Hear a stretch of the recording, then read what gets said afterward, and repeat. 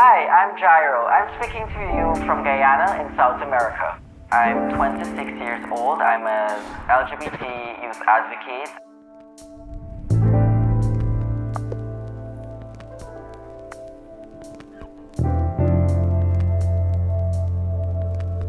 Growing up in Guyana, I've witnessed a society that has some alarming rates when it came to sexual and gender-based violence and issues when it comes to gender inequalities. It's almost as if we've culturalized discrimination and bullying. While growing up, I decided that, well, I have to be a part of that change for my society.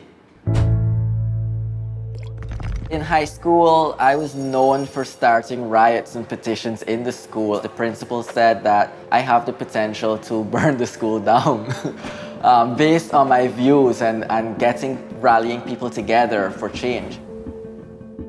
I started in journalism where I wrote opinion editorials. That moved on to university where I started to speak in class about women and gender relations. Right now, I would say I'm fighting for social justice, equality, and the rights of lesbian, gay, bisexual, and trans persons.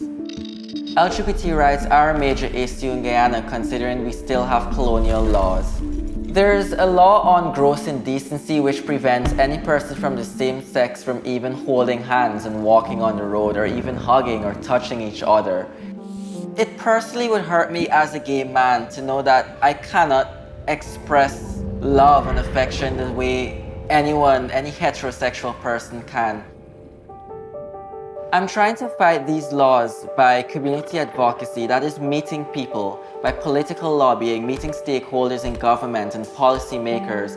Part of my work involves me going into the most homophobic communities in my country. I can remember this one time I was on my way to Linden, a town. There was medical professionals in the region, and I can just recall in the bus, I was going, I really don't want to do this. I got off the bus, walked into the conference room, staring at the faces of all the medical professionals. I lost a bit of confidence because of how I felt these people were looking at me and what I was saying.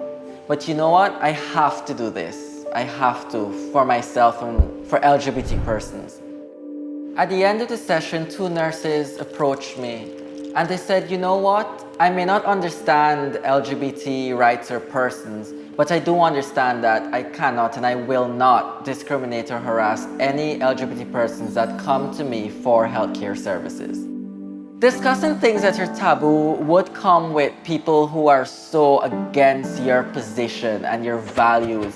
But you know what? I absolutely love it. I love the fights on social media. I love the discourse, the tirades. Because at the end of the day, if one person is not going to accept it, 3 persons are at least going to read it and understand that these are services that are available and these are the resources that I can access. In Guyanese society, children are always taught to be seen and not heard. But you must. Whenever you walk in a room, just remember that you're there for a purpose.